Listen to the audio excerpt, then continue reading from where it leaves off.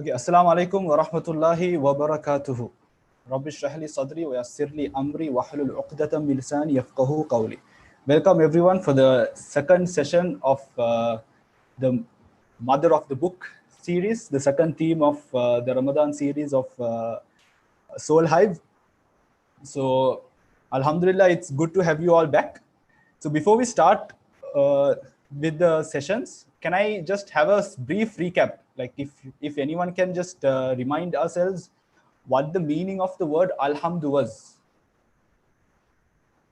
Can anyone type in the chat box?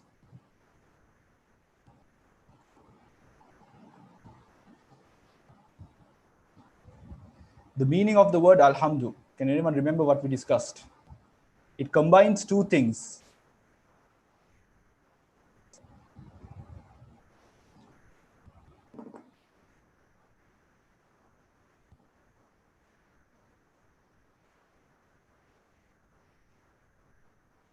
Anyone?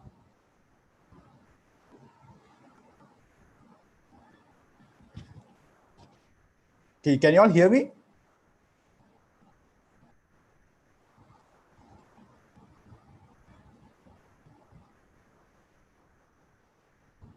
Okay, praise and gratitude. That's correct. Okay, Alhamdulillah. So that is the meaning of the word Alhamdu. Okay.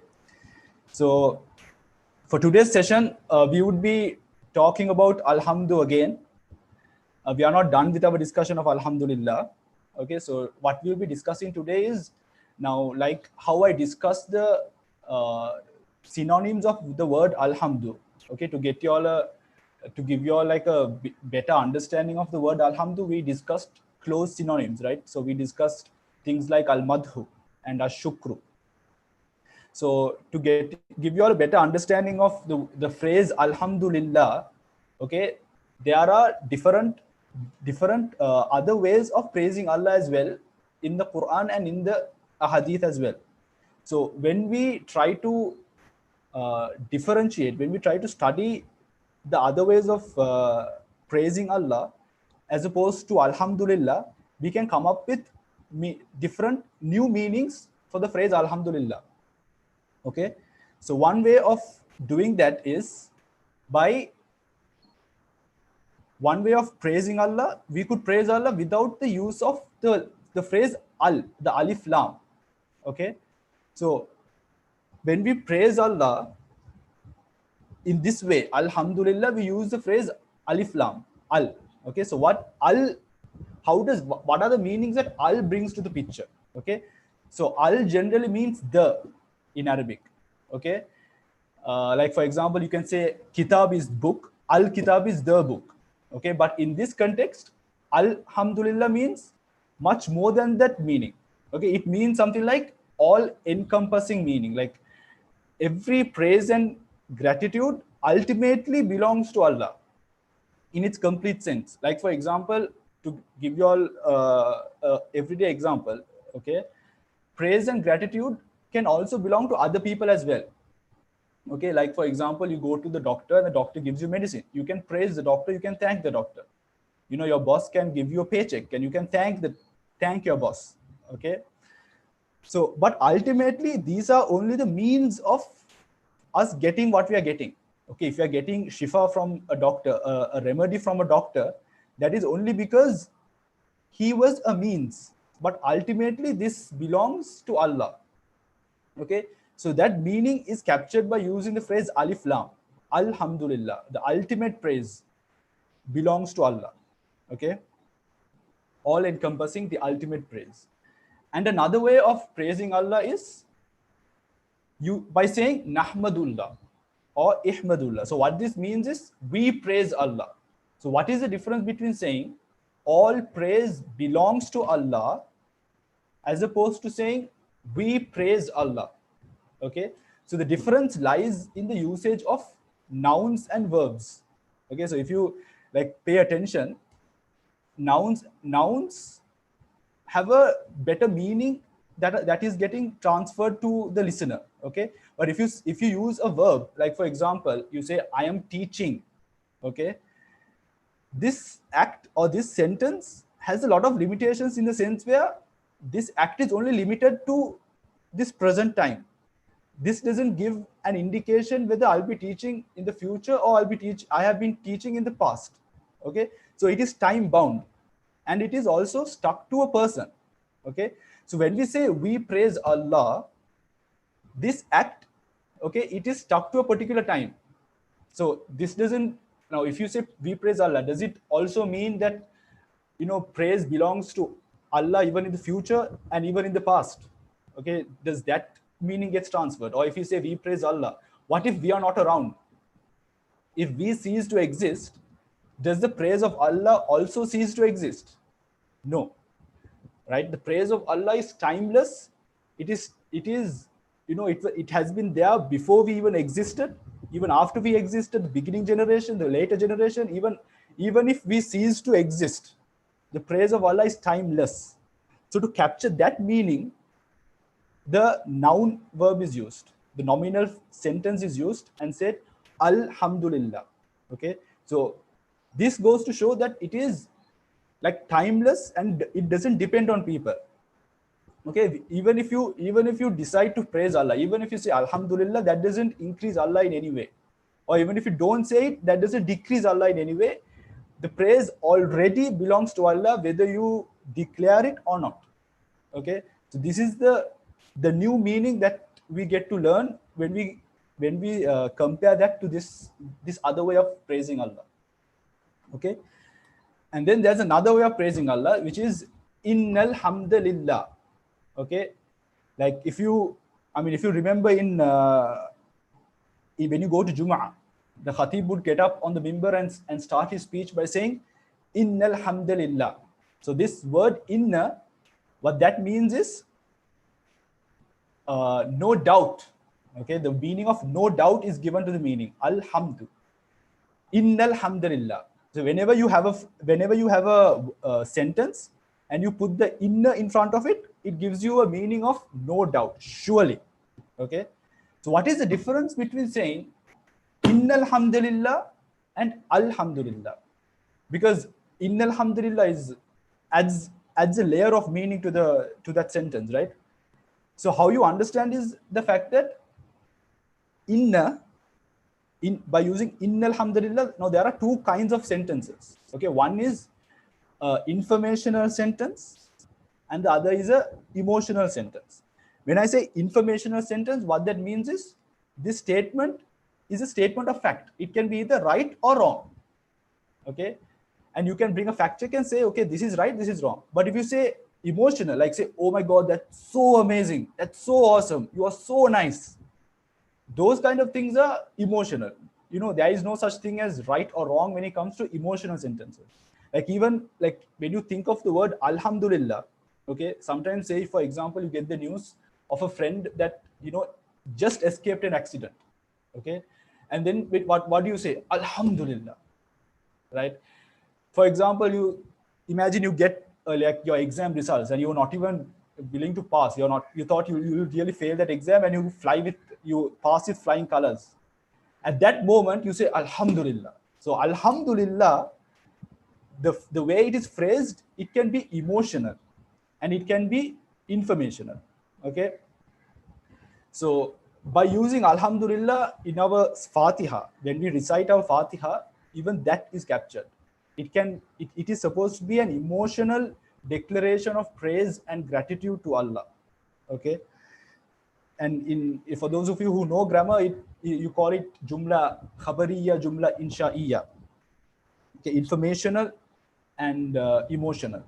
Okay, and then there's another way of praising Allah, which is Lillahil Hamd. Okay, like in the takbir, we say Allahu Akbar, Allahu Akbar, Allahu Akbar, Walillahil Hamd.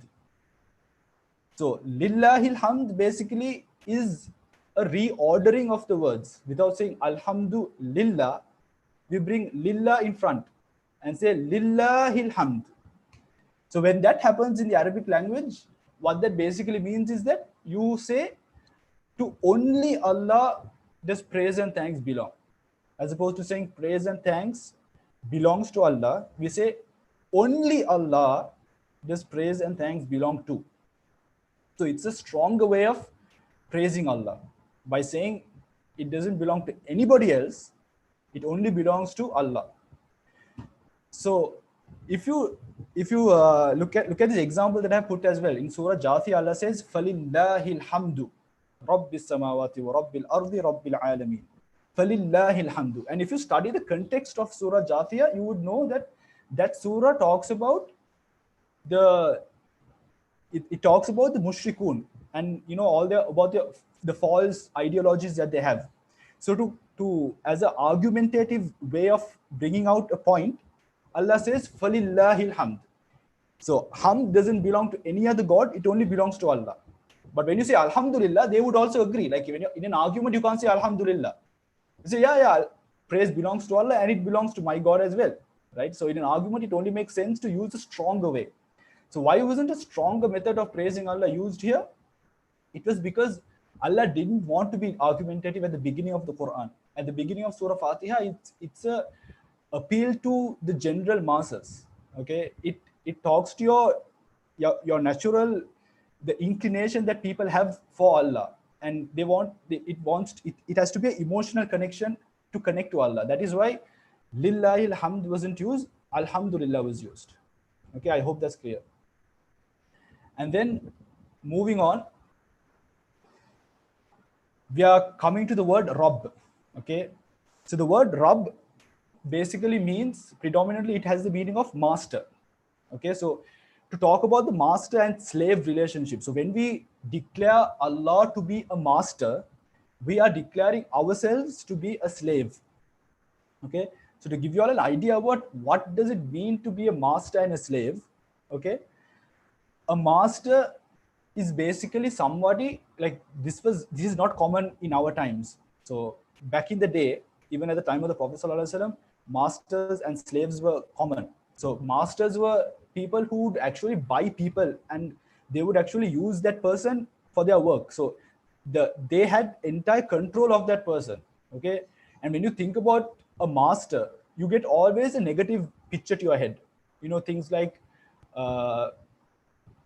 Things like oppression, things like abuse, like good things won't come. Like even at that time, when even a slave, they didn't have human rights or whatever, they were treated really badly. So Allah Azza wa Jal in Surah Al-Fatiha is declaring himself as the master of all creations, of all people. But Allah as a master is unlike any other masters that we know. Okay, and that has to be very clear. Okay, like when we dive deep into the meaning of Rabb, you will also realize what I'm saying. Okay, so when we dive deep into the word Rabb, you would know that Rabb is actually a multifaceted word.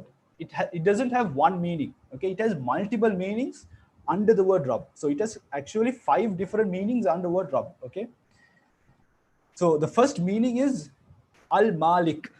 Okay, he is the ultimate owner. So under the word Rabb, when you say Allah is Rabb, it also means that Allah is our owner. He owns us. Okay, that's why even the dua in Surah Baqarah, when we lose someone or lose something, we say Inna lillahi wa inna ilayhi raji'un. We belong to Allah. That lam that is there in Inna lillahi, the same lam that you found in Alhamdulillah, the lam of ownership. So we are owned by Allah. We belong to Allah. So that meaning is captured in Al-Malik, inside Rabb. Another meaning is As-Sayyid, the one in charge. Okay, so what this basically means is that we could be owners of things, okay, and not be in charge. So what does that mean? Like for example, we could be owning a vehicle, okay, but are we completely in charge of the vehicle? Can we do anything and everything we want with the vehicle? No, right? We can't. For example, we can't be driving it at any speed we want. We can't be taking it out of our houses without a valid insurance or we can't be taking it out without a valid driving license. So we can be owning that vehicle, but we are not completely in charge of that vehicle, right? So Allah is the kind of Rabb, he's a kind of master that not only does he own us, he is completely in charge of us. He can do whatever he wants with us, and nobody can question him as to why he's doing it. He's doing it because he is Rabb. He is the owner. And another meaning is Al-Murabbi, the caretaker, the nurturer, the provider. So Allah is, so these are the positive meanings that come when we talk about Allah as Rabb. Okay, this is a Rabb unlike any other Rabb that we know in our world. Allah is not only our owner and the one in charge, he is also our nurturer, our caretaker. From this word Al-Murabbi are things like tarbiyah coming in. You know, tarbiyah is when you really nicely bring up a child. You know, from a small age, you bring up a child. That is tarbiyah. And even the dua that we make for our parents, Rabbirhamhuma kama rabbayani saghira.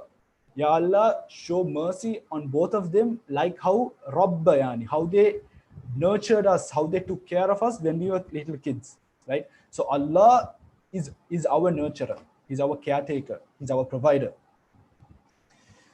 Another meaning that the word Rabb has is Al-Qayyim. He is the maintainer. So Al-Qayyim is, to help you understand, it comes from the root to stand, qiyam. Okay, Allah is like maintaining us, helps us to stand up on our feet. You know, it's like the job of a ventilator. Like people who are sick and they need something, you know, to always keep them up. So Allah, to every second of our lives, every millisecond of our lives, is a maintainer. He is Al-Qayyim for us. And that's like a powerful thing to even, you know, remember. Like every second of our lives, Allah is always there. Like every heartbeat of us, Allah is the one who is actually maintaining us, right? So like imagine, Alhamdulillah, all praise and thanks belongs to Allah. And the first reason why why all praise and thanks belongs to Allah is because He is our Rabb. And these are the qualities of our Rabb, right? All praise and thanks belongs to Allah because He maintains us. He takes care of us. He is the one in charge. So all these qualities comes into play.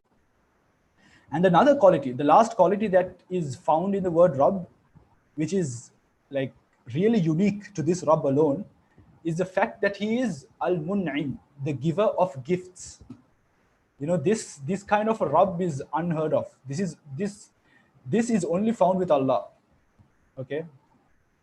And everything that we have within us is because of Allah gifting it. And the whole point of a gift is something that we are not really deserving of, right? A gift is something that people do out of love. It's not something that we deserve. It's not something that we earn. We are not entitled for everything that we have with us. Everything that Allah has given us is a gift. So He is our Rabb, Mun'im. So this is why even the Prophet ﷺ, or even there are a lot of duas in the Quran that begins with this word Rabb. Okay, it's a word that brings about a lot of love for Allah. You know, it's a word that builds a relationship with people. So all these different words basically builds a relationship with people, with Allah and with people. So when you say Al-Malik, when He is the owner of us, what does it make us? The property. So we are property. When you say Allah is the one in charge, we are the ones under the charge of Allah. Okay. When you say Allah takes care of us, He is the caretaker. That means that we are the ones that are taken care of. Okay. So when you say Allah is the maintainer, we are the ones that are being maintained. Okay. The ones that exist. And when you say Allah is the giver of gifts, we become the receiver of gifts. Okay, so it's a powerful relationship that is established between human beings and people. Okay, so that is a little bit about the word Rabb. And as you can see, no English word can do justice to this word. Okay, it's a multifaceted word. And there is no one word that can really capture all of this together. Okay. So the closest word that people use to translate this word Rabb is master. Okay, a master, and within our heads, we should always remember that a master with all of these qualities included.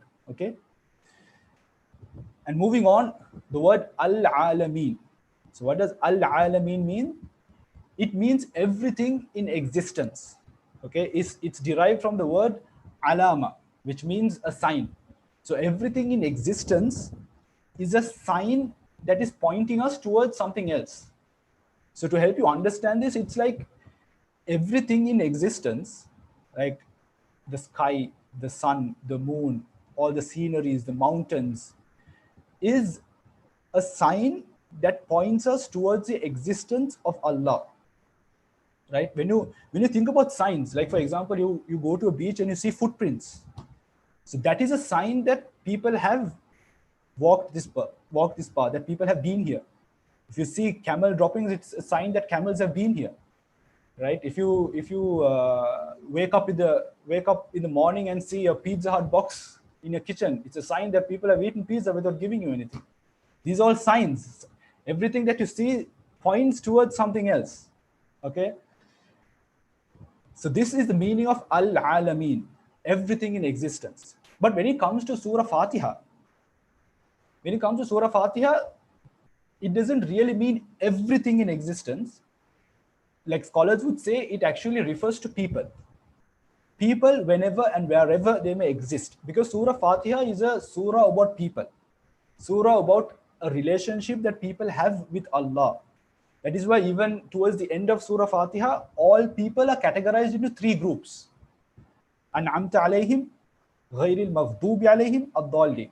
So these are all the categories of people. You are either in the good category or one of the two bad categories.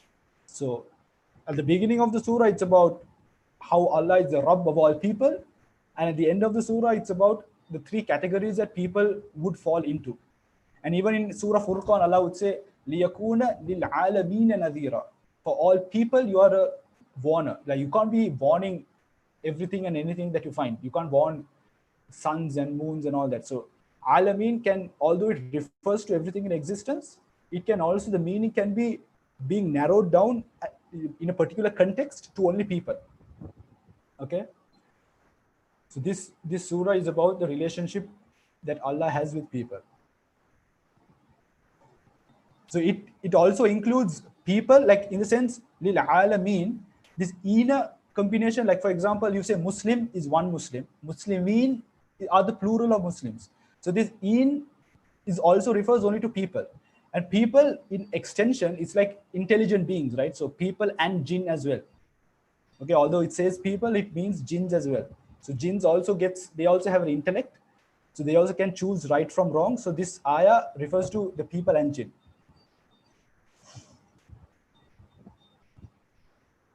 And moving on, what are the implications of saying Rabbil Alameen? Okay. Yeah. So when you say Rabbil Alameen and you think about the meaning of Rabb, right? He is one of the meanings of Rabb is Al-Murabbi, the caretaker, the nurturer, right? So because of that, you could also say that Allah wants every nation or every group of people to improve, or every country, every culture, every nationality, they want to be improved. So that is one of the implications by saying Rabbil Alameen. Okay. And also, it also can mean that Allah is unique and we are all the same, right? Like Allah bunched every single human being into one category. Okay, Al-Alameen.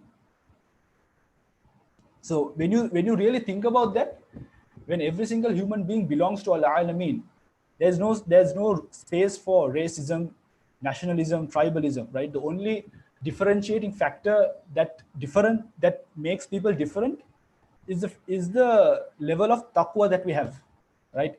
Inna akramakum indallahi atqakum. Okay, and that is what basically differentiates people. So we are all the same. We are all one of each other. Okay, and Allah is the one who is unique. He is our Rabb. Okay, so that is the meaning of the phrase Alhamdu, or the ayah Alhamdulillahi Rabbil Alameen. Okay, does anybody have any questions with what was discussed so far?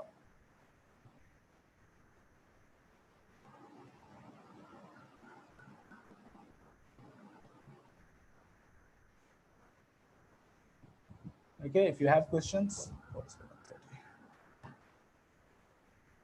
Okay, so it's due to a lack of time, is I think it's 11:30 already.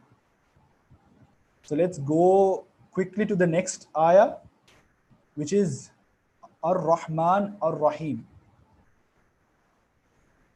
Okay, if you all have any questions, just mention it on the chat. If I have time, I'll definitely get to it. So Ar-Rahman Ar-Rahim. Okay, so these two words sound the same because, like in Arabic, you'll have words that originate from a root. Okay, so this is a basic rule in the Arabic language, is that every word originates from a 3-letter root. Okay, and then studying this root would help us to get a better understanding as to what this word really means. Okay, so when you think about the words Ar-Rahman, Ar-Rahim, both of these words originates from the word Rahma. And the word Rahma means the womb of the mother.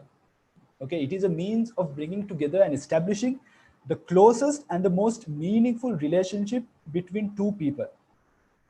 Okay, so think about the relationship that a mother, the love that the mother has to her baby.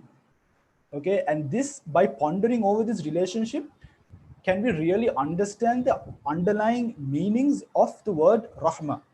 Okay, and if you think about a baby, okay, a baby is completely under the protection, under the guidance of the mother.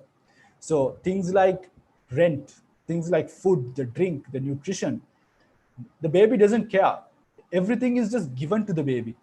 Okay, and the fact is that everything is given to the baby, and the baby doesn't even realize that things are being done to him. Okay, so when you, like, a baby doesn't remember anything, right, that happened in the womb of the mother. So this is like a really nice, a way of thinking about Allah's rahmah, that Allah can show us love and mercy, and we are so blind over it, we don't even realize that Allah is being Rahman and Ar-Rahim for us. Okay, so this is really the meaning of rahmah. Okay, and if you like, just to give you all a better understanding of rahmah, I just compiled a few hadith. Okay, so if you think about, look at this hadith, for example, it's about some prisoners of war, like a mother amongst the prisoners of war lost her child, and she was looking for the child all over, and finds the child and lovingly starts breastfeeding the child. And the Prophet ﷺ looked at that incident, pointed towards that incident, and asked the companions, do you think this mother would ever throw this child to a pit of fire? And obviously the answer was in the negative. And then the Prophet ﷺ said, Allah is more merciful to his slaves than this lady is to her son. At the height of love, after losing a child, the love is even extra. Even at that moment, the Prophet ﷺ says, the love that Allah has to his slaves is much higher than this love that you see. Okay, it's amazing. And another hadith, Allah has 100 parts of mercy, and one of those parts have been given to this world, in which mutual love is shown between people, and the rest 99 parts of his love and mercy is reserved for us on the day of judgment. And how beautiful is that? Okay, so, and yeah, verily Allah, when he created the creation, he wrote with his hand concerning himself, Inna rahmati taghlibu ghadabi, my mercy prevails over my wrath. So whatever happens, Allah's mercy is the dominating factor. Okay, and we should always be mindful of that fact, that whatever we do, Allah will always be merciful for us, and we should never despair of his mercy. Another hadith is that even if the disbeliever was to know about Allah's mercy, even he wouldn't even he wouldn't give up on the hope of getting paradise. Subhanallah. Another meaning, another hadith, another Quranic ayah in Surah Zumar. Allah says, قُلْ يَا عِبَادِيَ الَّذِينَ أَسْرَفُوا عَلَىٰ أَنفُسِهِمْ لَا تَقْنَطُوا مِنْ رَحْمَةِ اللَّهِ. Don't ever despair, lose hope in Allah's mercy. No matter what you have done, no matter what you have done in your life, don't ever despair of Allah's mercy. He is always merciful. Inna Allah yaghfiru dhunuba jami'an. Right? Okay. And then another definition of the word Rahman or the word Rahma, given by a famous scholar, Raghib al-Asfahani. Okay, he says, Riqatun taqtadi al-ihsan ila al-marhum. It's a kind of softness and compassion in which goodness is shown and intended to benefit the object of mercy. Okay, so it's a kind of compassion that you show people. Okay, it's not just theoretical.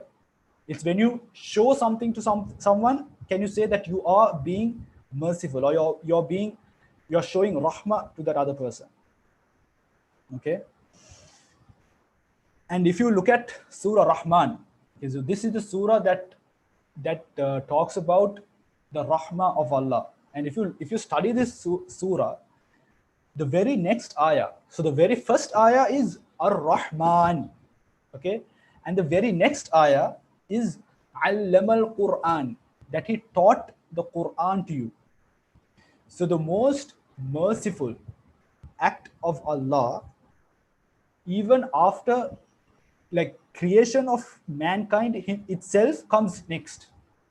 Right? The next ayah is Khalaqal Insan, creation. He created mankind, but a bigger mercy than creating mankind itself is the fact that he taught you the Quran, Allama al-Quran. So this goes to show the importance of really studying the Quran, and that everything you learn about the Quran is actually a mercy of Allah. He is showing you love and care and compassion. So every day you study a Quran, even a little bit, you memorize the Quran or you study the Quran, that is actually you getting the rahmah of Allah. Ar-Rahman showing you his mercy and intending to benefit you. Okay, subhanallah. And then why was these words repeated? Like why wasn't one word used to give the meaning of mercy? It's basically to emphasize this attribute, right? Allah is a Rabb that is unimaginably merciful. Okay, a master that is characterized by love and care. So it is not. So when we hear the word Rahma, we think about the negativities. So Allah says no. He is a Rabb that is Rahman and also Rahim. Okay. Okay. So now let's look at the meaning of the word Rahman itself.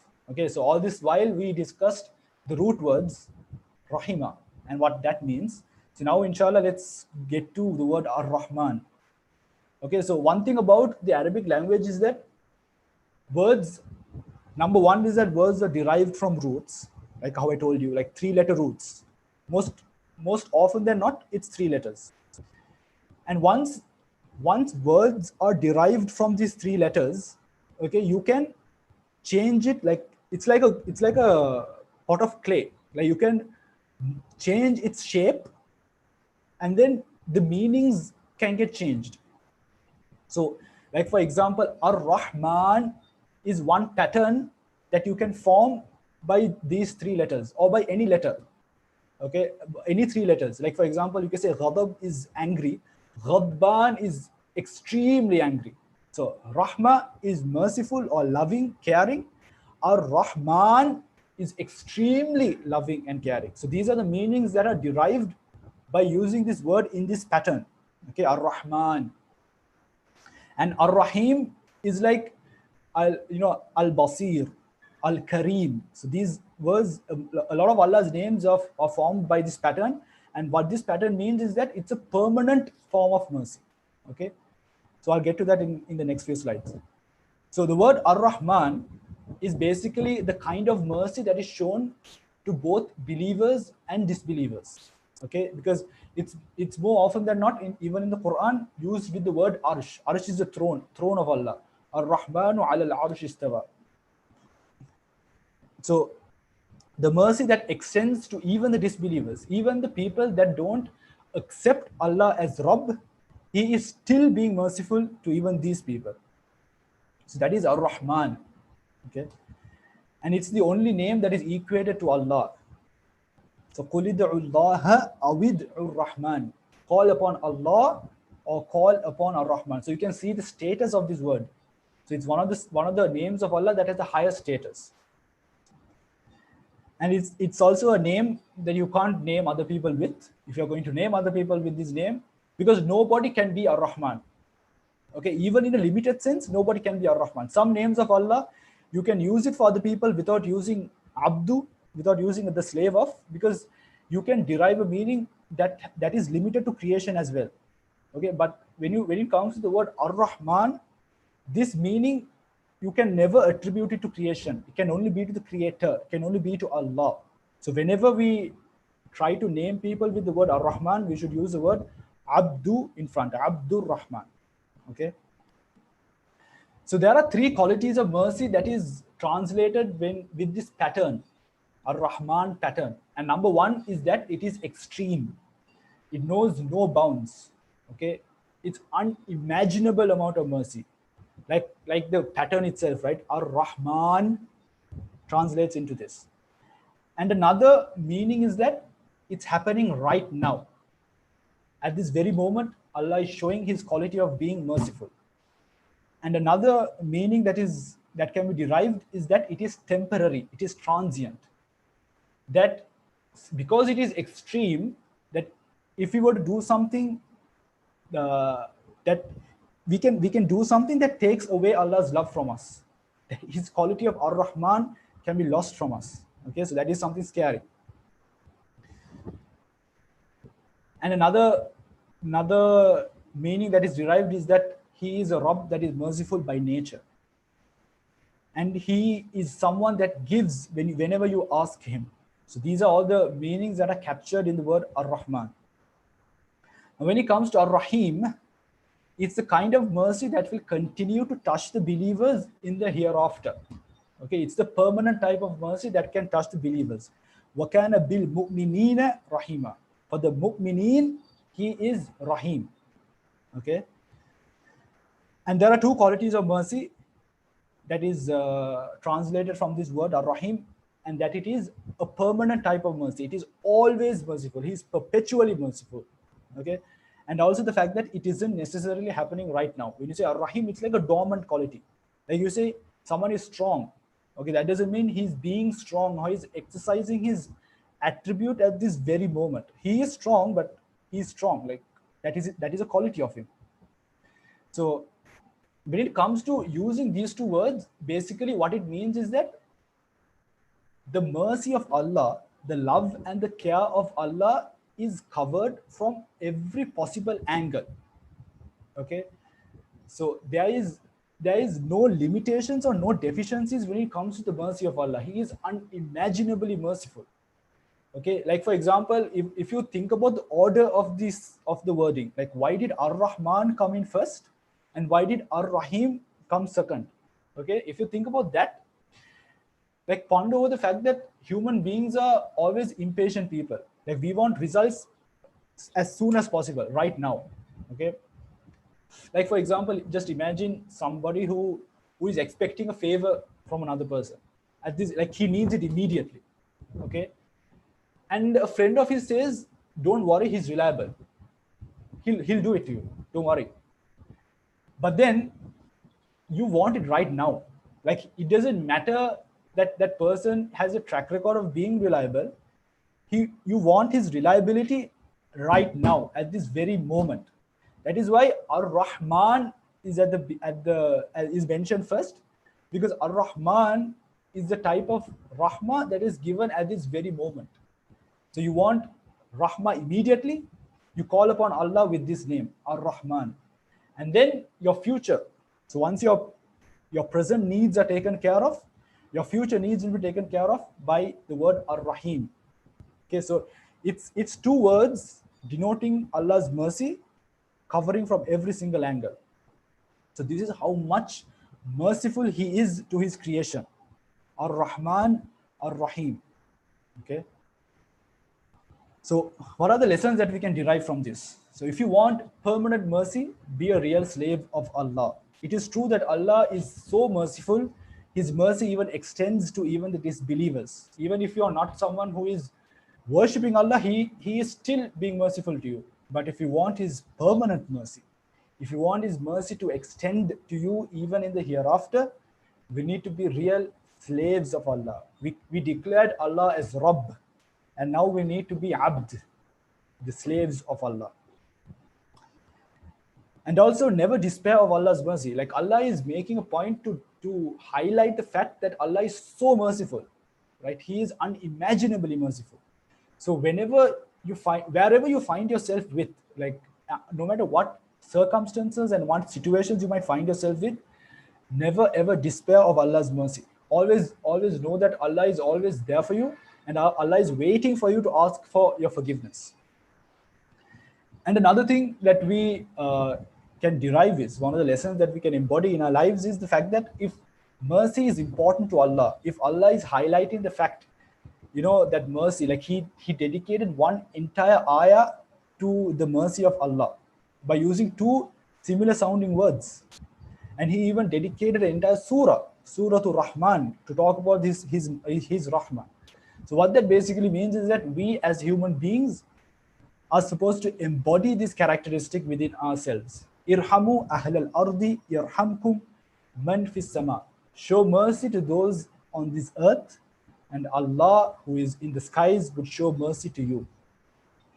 And even this ayah, وَمِنْ آيَاتِهِ أَنْ خَلَقَ لَكُم مِّنْ أَنفُسِكُمْ أَزْوَاجًا لِتَسْكُنُوا إِلَيْهَا وَجَعَلَ بَيْنَكُم مَوَدَّةً وَرَحْمَةً. That Allah has placed between the spouses love and mercy, love and rahmah. So we need to be merciful to those around us, so that Allah Azza wa Jal can show mercy for us. Okay, so that's a little bit about Ar-Rahman Ar-Rahim. So now let's move on to the next ayah, Maliki Yawmiddin.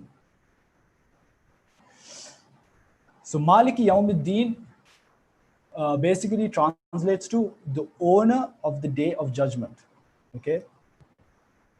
So Allah here balances the equation.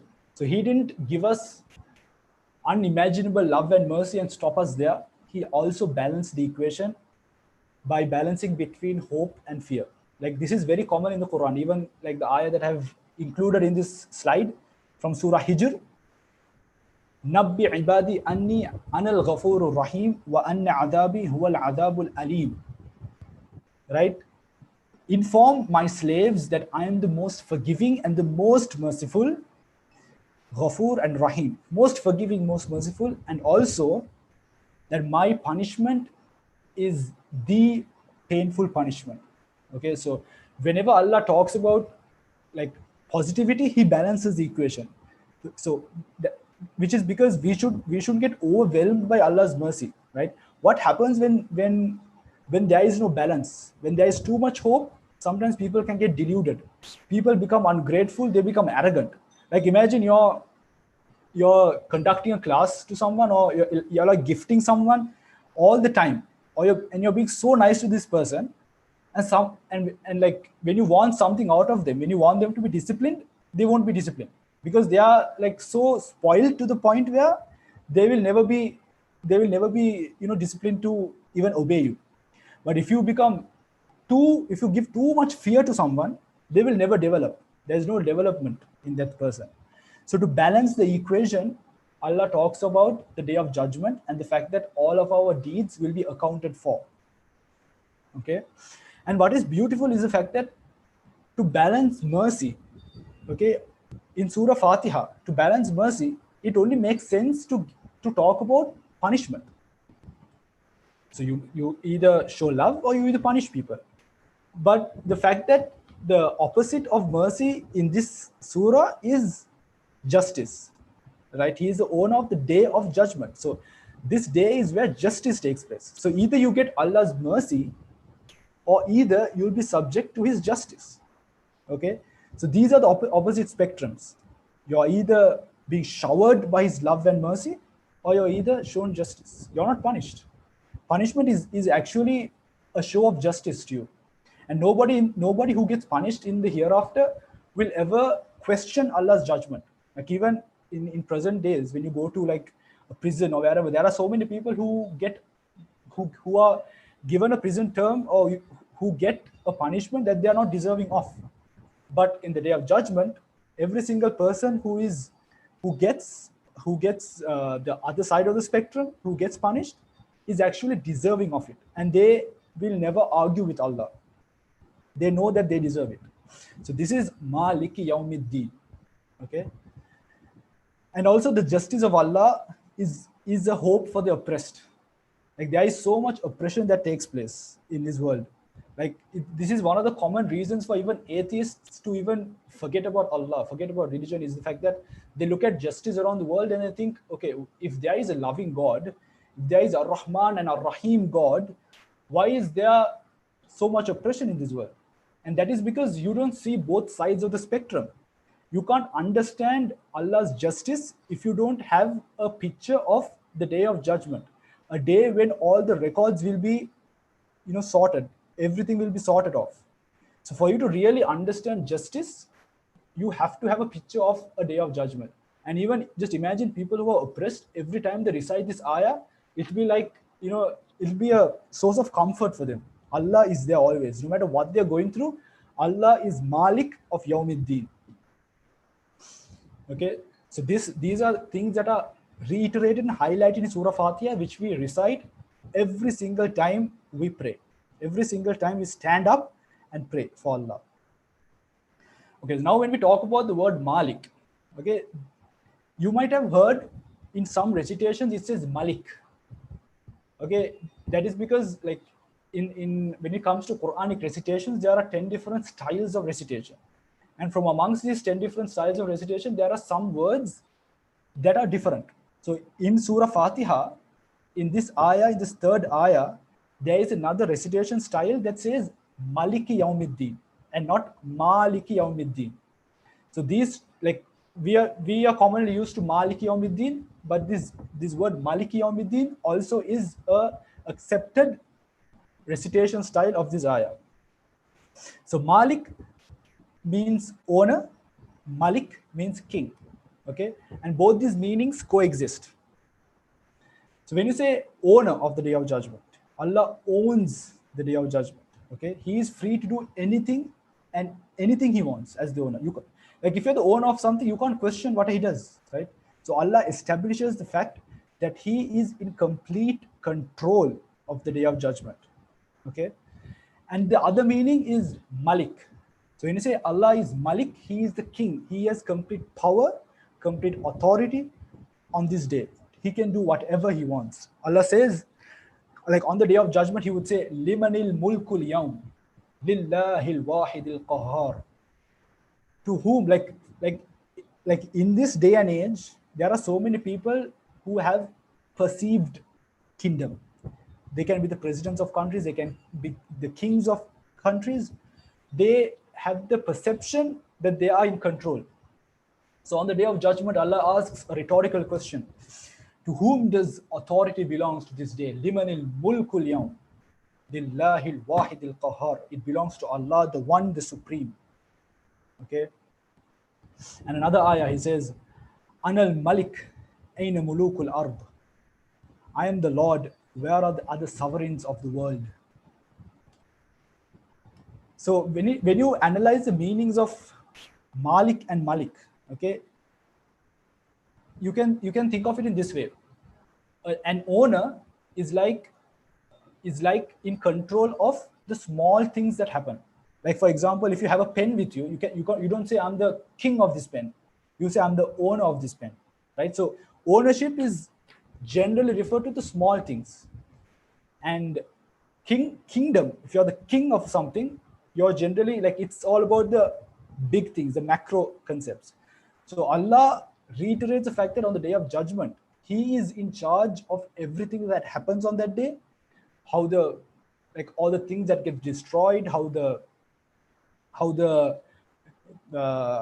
mountains are destroyed, the sun gets, collapsed, all of the big things that happen, and also the small things that happen, like your smallest deed that happens that you have done. Allah owns that. Allah owns everything, the smallest and the biggest. So these are the two concepts that are covered in Malik and Malik. So these are not contradictory in meaning, they're complementary in meaning. So both these meanings are captured. Okay, that is why both the meaning, you can recite it both ways, but yeah, so he is both Malik and Malik on the day of judgment. If you look at this ayah, this is in Surah Infitar. وَمَا أَدْرَاكَ مَا يَوْمُ الدِّينِ ثُمَّ مَا أَدْرَاكَ مَا يَوْمُ الدِّينِ يَوْمَ لَا تَمْلِكُ نَفْسٌ لِنَفْسٍ شَيْئًا وَالْأَمْرُ يَوْمَئِذٍ لِلَّهِ. So he says, it is the day of judgment is the day that no soul will benefit one another. Nobody owns anyone. Okay? For all authority, for all al-amr yawma idil lillah, on that day belongs entirely to Allah. Okay?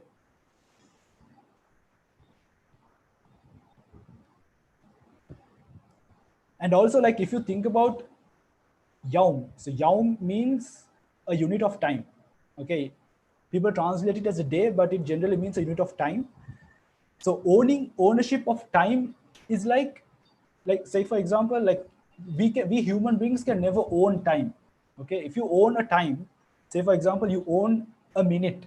Okay, so this minute to the next minute, if you say that you own a minute, everything that happens on that day you own it. Like from all parts of the world, every single transaction, conversation, anything that happens, you own it. So that is the concept of owning time. So Allah says, I'm the owner, Maliki Yaum. He's the owner of this time.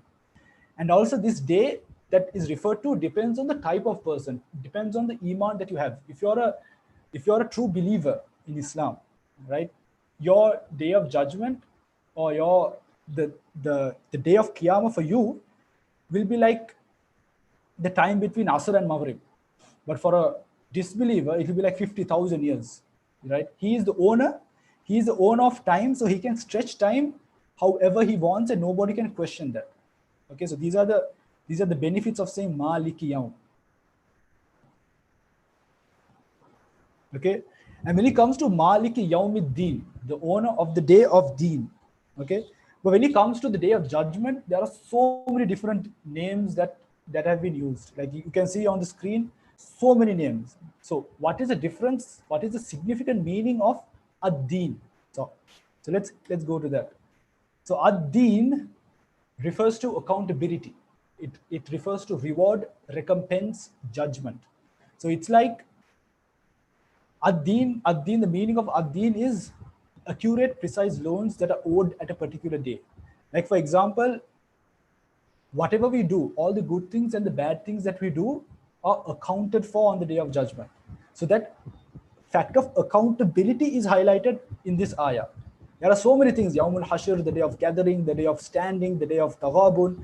There are so many aspects of the day of judgment, but on this day, we are the fact that all our good deeds will be counted. Okay, it will be rewarded. All the good will be rewarded and all the bad will be also counted. So this fact of accountability is highlighted when you say Maliki Yawmiddin. So every time we recite this in Surah Fatiha, we are reminded of the fact that everything that we do is counted. So it's a daily reminder. It's a continuous reminder of the fact that everything that we do will be counted and there'll be justice on the day of judgment. As soon as we recite Ar-Rahman Ar-Rahim, we are reminded of the fact that Allah is Ar-Rahman Ar-Rahim, but that doesn't mean that we should go overboard and that we should take advantage of his love and care. We should also remember that he is Maliki Yawmiddin, that he is the owner of the day, that every good deed will be counted for. So another, like a phrase that will help you understand is Kama Tadinu Tudan, from the same meaning. What goes around comes around. How you treat people will be treated. You will get treated. Okay, and why was this day specified separately? Maliki Yawmiddin. Like Allah is the owner and the king of every single day. So why do you think Allah had to specify the fact that He is the owner and the king specifically on this day. So how you answer that is the fact that on every other day that we are living in, okay, that human beings are living in, that we are going through a test in this world, Allah gives ownership. Apparently, we would think so and so owns this thing, or authority and kingship belongs to so and so. But ultimately, it belongs to Allah, right? But the fact of the matter is that that idea that everything belongs to Allah is not something that everyone believes in and everybody understands. So the day in which everybody understands this fact is the day of judgment, where everyone will be equal and Allah establishes His kingship, His ownership on this day. So that is why Malik Yawmiddin. There is no misunderstanding between the people. Everybody will understand and accept the fact that Allah is the real king, that everything belongs to Allah. So that is a little bit about Malik Yawmiddin. And I think due to a lack of time, let's stop here. I think if I start this ayah, I won't be able to finish it in 2 minutes, obviously. So are there any questions so far about what was discussed? If there are any questions.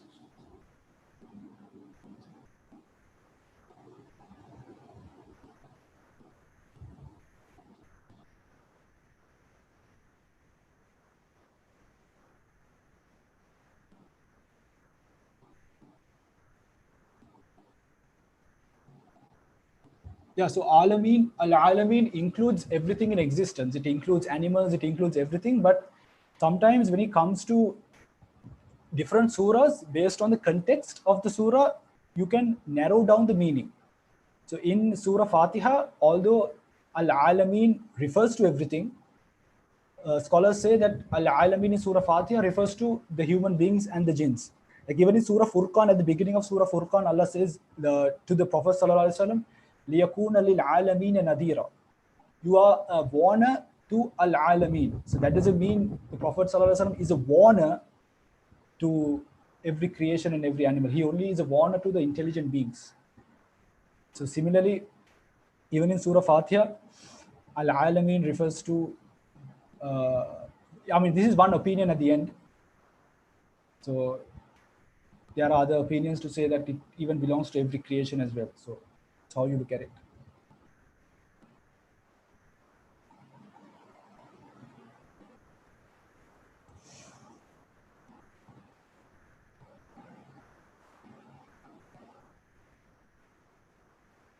Okay, I think that's about it.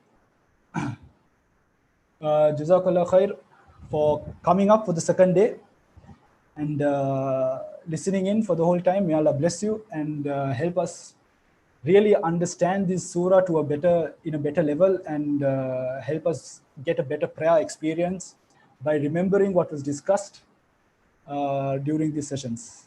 Jazakallah khair, and I would see you again tomorrow at 11 a.m. and I hope I can finish